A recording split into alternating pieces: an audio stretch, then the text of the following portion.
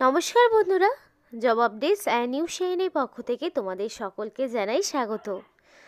তো আজকে আমি কথা বলবো কলকাতা মেট্রো রেল কর্পোরেশন লিমিটেডের পক্ষ থেকে মানে কেএমসির পক্ষ থেকে বের হওয়া সম্পূর্ণ একটি নতুন আপডেট নিয়ে প্রত্যেকের সাথে ডিসকাস করব, যেখানে তোমরা দেখতে পাবে মিনিমাম শিক্ষাগত যোগ্যতায় এখানে তোমরা নির্দ্বিধায় অ্যাপ্লিকেশন করতে পারছো। রাজ্যের প্রত্যেকটি জেলা থেকেই অ্যাপ্লিকেশন করার সুযোগ রয়েছে, মানে 23 জেলার যে কোনো প্রান্ত থেকেই ছেলে মেয়ে প্রত্যেকেই তোমরা আবেদন জানাতে পারবে। এবং এই ভিডিওর মাধ্যমে তোমাদেরকে educational qualification, age limit, apply process সহ A to Z আলোচনা তোমাদের সাথে শেয়ার করতে চলেছি। তাই সম্পূর্ণ ভিডিওটি যদি তোমরা দেখো তাহলেই বুঝতে পারবে এই নোটিফিকেশনটি প্রত্যেকের জন্য কতটা গুরুত্বপূর্ণ হতে চলেছে। কিন্তু বিস্তারিত বলার আগে প্রত্যেকের কাছে একটাই রিকোয়েস্ট জানাবো যে যারা এখনও আমাদের এই চ্যানেলটিকে সাবস্ক্রাইব করোনি তারা ঝটপট চ্যানেলটিকে সাবস্ক্রাইব করে পাশে থাকা বেল আইকনটি ক্লিক করে দাও, যাতে করে পরবর্তী সমস্ত ইনফরমেশন পেয়ে যেতে পারো। তো চলো বন্ধুরা, আর দেরি করব না, বিস্তারিত আলোচনা তোমাদের সাথে অফিসিয়াল নোটিশ নিয়ে শুরু করব। দেখো, নোটিফিকেশনের শুরুটাই দেখাচ্ছি মেট্রো রেল ভবন, কলকাতা 7,71,000। তো সেখান থেকে নোটিফিকেশন জারি হয়েছে। তো এখন নোটিফিকেশন দেখো কবে বেরিয়েছে। নোটিফিকেশন বেরিয়েছে 25শে নভেম্বর, অর্থাৎ একদম রিসেন্টলি নোটিফিকেশন আউট হয়েছে তোমাদের জন্য। তো 25 তারিখ থেকে অ্যাপ্লিকেশন শুরু হয়ে গেছে, মানে 25 তারিখ থেকে অফিসিয়াল ওয়েবসাইটে অ্যাপ্লিকেশন করা শুরু হয়েছে, যেটা 23 তারিখ পর্যন্ত জারি থাকবে। সরি, একটু ভুল হলো, মানে তোমাদের নোটিফিকেশন 25 তারিখ, কিন্তু অনলাইন অ্যাপ্লিকেশন আর last date of online application সেটা দেখে নেব। তো অনলাইন অ্যাপ্লিকেশন 23/12/2024 থেকে 22/1/2025 পর্যন্ত, অর্থাৎ জানুয়ারি মাসের 22 তারিখ পর্যন্ত অ্যাপ্লিকেশন জারি থাকবে।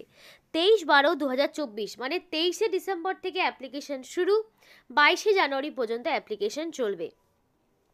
তার মানে মোটামুটি তোমাদের হাতে অনেকটাই সময় থাকবে অ্যাপ্লিকেশন করার।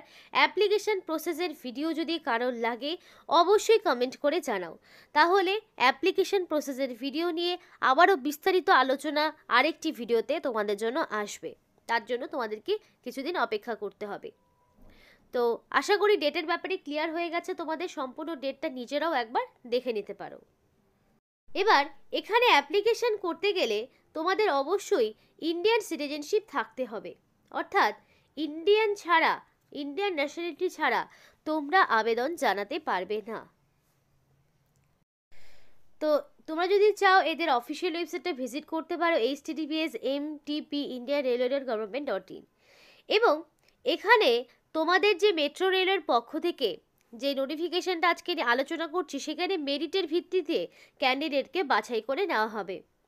এবং এই মেরিটটা তোমাদেরকে মানে তোমাদের এই মেরিটটা এডুকেশনাল কোয়ালিফিকেশনের উপর বেস করে তৈরি হবে এবং শর্টলিস্টেড ক্যান্ডিডেটকে ডেকে নেওয়া হবে।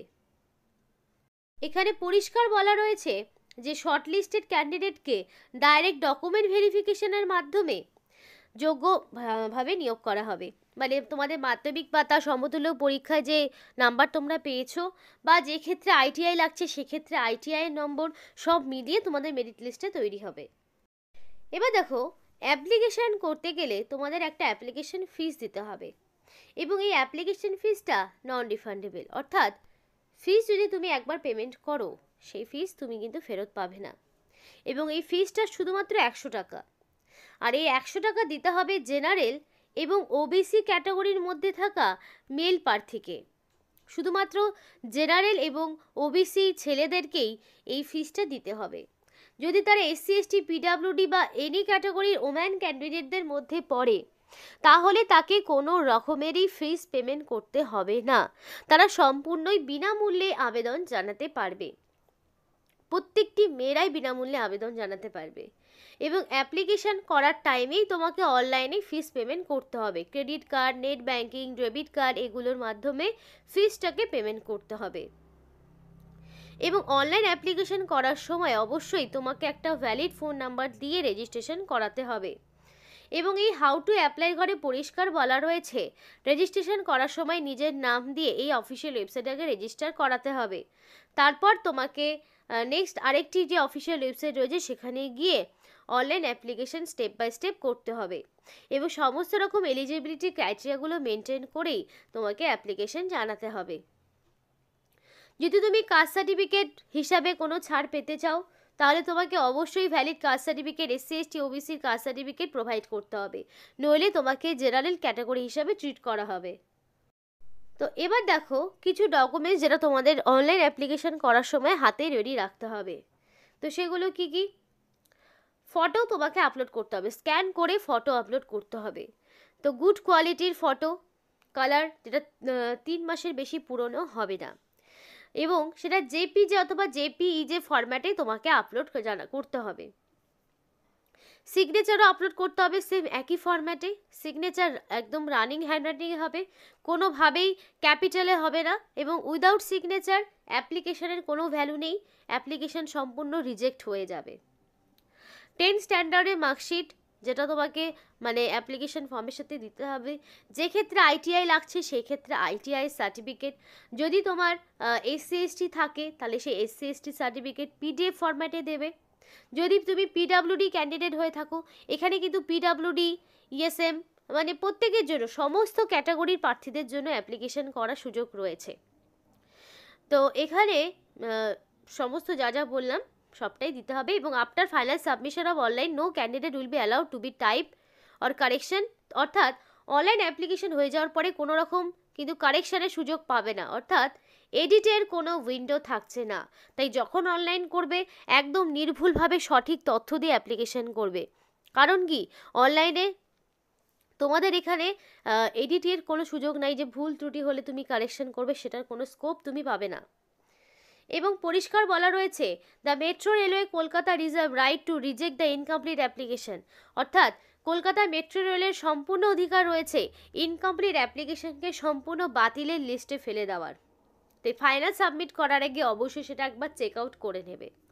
এবং ক্যান্ডিডেটকে অ্যাডভাইস দেওয়া হচ্ছে to take out a print out of online application format, অর্থাৎ অনলাইন অ্যাপ্লিকেশন ফরম্যাটের একটা প্রিন্ট আউট বের করে রাখবে, যেটা পরবর্তীতে তোমাকে ডকুমেন্ট ভেরিফিকেশনের সময় সাবমিট করতে হবে।